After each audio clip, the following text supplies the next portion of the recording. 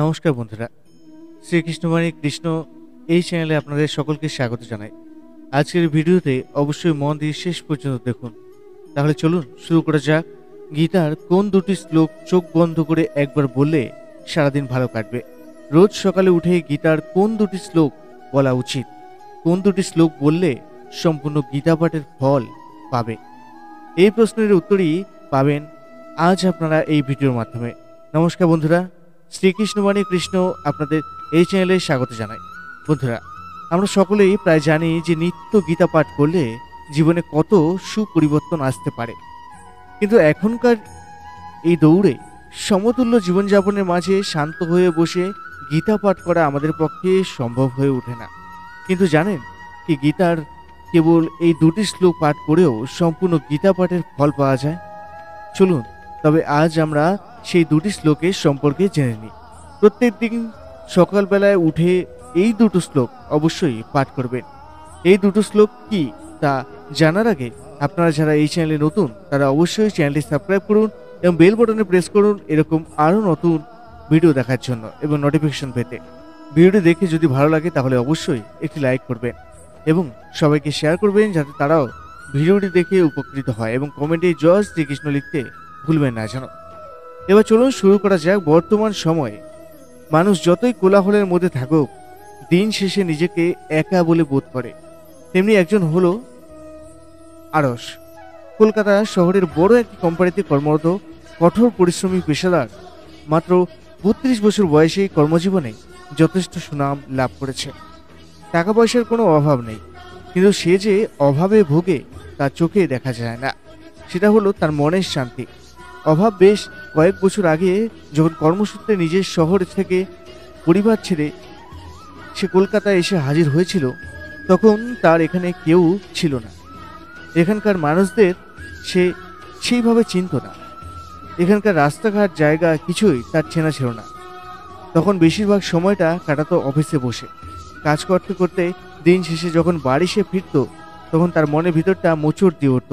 ছোটবেলা থেকে জয়েন্ট ফ্যামিলিতে বড় হয়ে ওঠা, মা বাবা জেঠু জেঠিমা কাকু কাকিমা ও ভাই বোনদের সাথে ভরা সংসারে মানুষ হয়েছে সে। কিন্তু শহরে সে এমন একলা পরিবেশে থাকতে থাকতে তার দম বন্ধ হয়ে আসছিল। তাই প্রতিদিনই অফিস থেকে যখন সে বাড়ি ফিরত, চেষ্টা করত যেন বেশিরভাগ সময়ই রাস্তাতেই কেটে যায়। তাই সে অনেক পথে হাঁটতে হাঁটতে থাকতো, নতুন নতুন রাস্তার পথে পরিচিত হতো। সেরকমই এক সন্ধ্যায় ক্লান্ত হতাশগ্রস্ত আরস একটি পুরনো বইয়ের দোকানের সামনে হোঁচট খেয়েছিল। অপরিচিত একটি রাস্তা আবিষ্কার করতে গিয়ে যখন সেই দোকানের খোঁজ পেল, তখন সে সেই দোকানের ভিতরে ঢুকে চারপাশ দেখতে লাগলো এবং ধূলিময় তাকগুলোর মধ্যে সে ভগবত গীতার একটি পরিচ্ছন্ন কপি খুঁজে পেয়েছিল। কৌতূহলী হয়ে সে এটি কিনে নিয়ে সে বাড়িতে চলে গেল এবং রাতে পড়তে শুরু করলো। সেইবার সেই গীতায় এরকমভাবে তাকে রক্ষা করেছিল, তাকে সকল হতাশা থেকে মুক্ত করেছিল। ছোটবেলায় আরস তার বাড়িতে তার ঠাকুমাকে, তার মা বাবাকে, এমনকি জেঠু জেঠিমার পরিবারের সকলকেই গীতা পাঠ করতে শুনেছিল। সে জানতো যে যখনই গীতা পাঠ করা হয় তখনই মনের ভিতরে সব কোলাহল মিলিয়ে যায়। তাই যখন সে নিজে এমন কষ্টের মধ্যে দিয়ে যাচ্ছিল, গীতা হাতে পেয়ে তখন সে বুঝতে পারল ভগবানই তাকে কৃপা করেছেন। কিন্তু সেই গীতা পড়া সম্পূর্ণ হয়ে যাওয়ার পর বেশ কয়েক বছর কেটে গেছে। তারপর থেকে অনেকবার আরস আবার গীতা পাঠ করার চেষ্টা করেছিল। আরস শুনেছিল যে প্রতিদিন গীতা পাঠ করলে মনের ভিতরে শুভ শক্তির সঞ্চার হয়, কিন্তু কর্মজীবনে ব্যস্ততায় সম্পূর্ণ গীতা পাঠ কখনোই সফল হয় না। বেশিরভাগ দিন তো গীতা ছুঁয়ে দেখাই সম্ভব হয় না। গীতা পড়ার বেশ কয়েকটা বছর কেটে গেছে, ফলে আরসের মনে আবার ধীরে ধীরে হতাশা বাস করতে লাগলো। এমন একদিন সে যখন অফিসের ক্যান্টিনে বসে টিফিন করছিল, তখন তার উচ্চপদস্থ এক কলিগ এসে তার পাশে বসে। সে কয়েক বছর আরসকে বেশ ভালোভাবেই চিনেছে। আরসের মুখ চোখের অবস্থা দেখে সে জিজ্ঞাসা করলো, তোমার এমন অবস্থা কেন? হে আরস কিছুক্ষণ চুপ করে তার সমস্যার কথা তার কলিগকে জানায়। সবটা শোনার পর সে কলিগ বলে, সত্যি বটে, সারাদিন অফিসে কাজকর্ম করে খেতে পিঠে বাড়িতে যাওয়ার পরে ভিতরে আর এনার্জি থাকে না। সম্পূর্ণ গীতা পাঠ সে তো অনেক বড় বিষয়, অনেক ধৈর্যের বিষয়। আর অফিস থেকে বেরোনোর সময় এমন তাড়া থাকে যে গীতা পাঠ করে ওঠা সম্ভব হয় না। তবে তুমি ঠিকই বলেছ, এমন একটা সময় আমাদের সংস্কৃতিতে এটাই ছিল যে বাড়ির সকলে প্রতিদিনই সম্পূর্ণ গীতা পাঠ করত। সে কারণেই তো তাদের মনের সুস্থির থাকতো।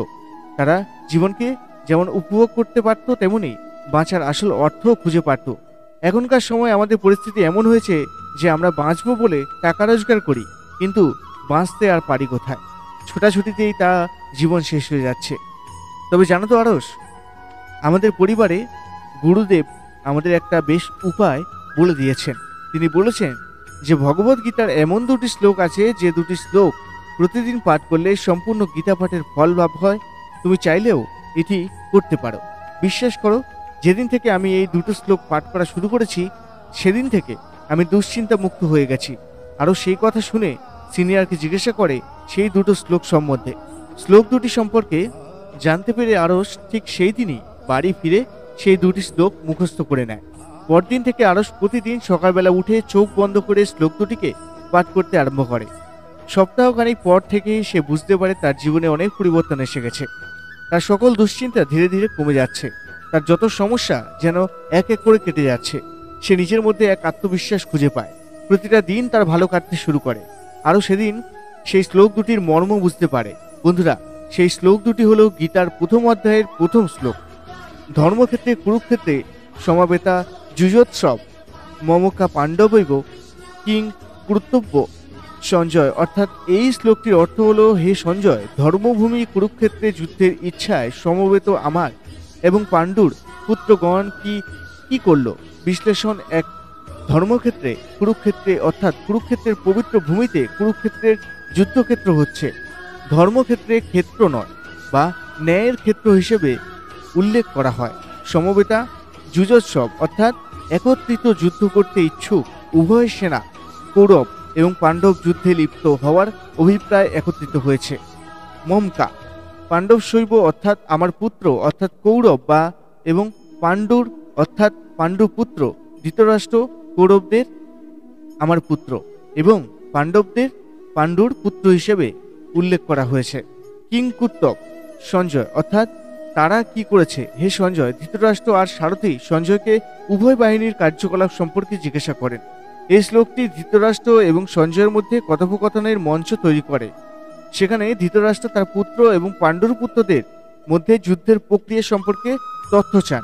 এটি ভগবদ্গীতার সূচনাকে চিহ্নিত করে, যা এই যুদ্ধক্ষেত্রের প্রেক্ষাপটের মধ্যে ভগবান শ্রীকৃষ্ণ এবং অর্জুনের মধ্যে একটি গভীর কথোপকথন হিসেবে উদ্ভাসিত হয়।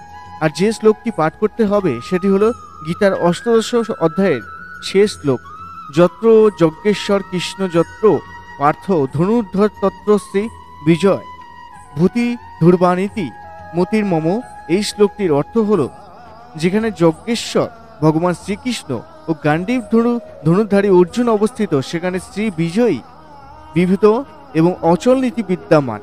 এই আমার অভিমত বিশ্লেষণ। যত্র যজ্ঞেশ্বর কৃষ্ণ অর্থাৎ যেখানে কৃষ্ণ আছেন যোগের গুরু, এখানে শ্রীকৃষ্ণকে যজ্ঞেশ্বর হিসেবে বর্ণনা করা হয়েছে। যোগের সর্বোচ্চ গুরু, যা আধ্যাত্মিক জ্ঞান ও নির্দেশনার উপরে তার দক্ষতার ইঙ্গিত দেয়। যত্র পার্থ ধনুর্ধর অর্থাৎ যেখানে আছে অর্জুন ধনুর্ধরের চালক। অর্জুন হলো মহান যোদ্ধা এবং তীরন্দাজ। এখানে তাকে ধনুর্ধর নামে উল্লেখ করা হয়েছে। যুদ্ধে তার দক্ষতার উপরে জোর দেওয়া হয়েছে। তত্র শ্রী বিজয় ভূতির দুর্বার নীতি মতির মম অর্থাৎ অবশ্যই ঐশ্বর্য বিজয় অসাধারণ শক্তি ও নৈতিকতা থাকবে, এটা আমার মতামত। ভগবান শ্রীকৃষ্ণ উপসংহারে বলেছেন যে যেখানেই কৃষ্ণ এবং অর্জুন উভয়ই একসাথে থাকবে, সেখানে নিশ্চিত সাফল্য, শ্রীবৃদ্ধি, শক্তি এবং ধার্মিকতা থাকবে।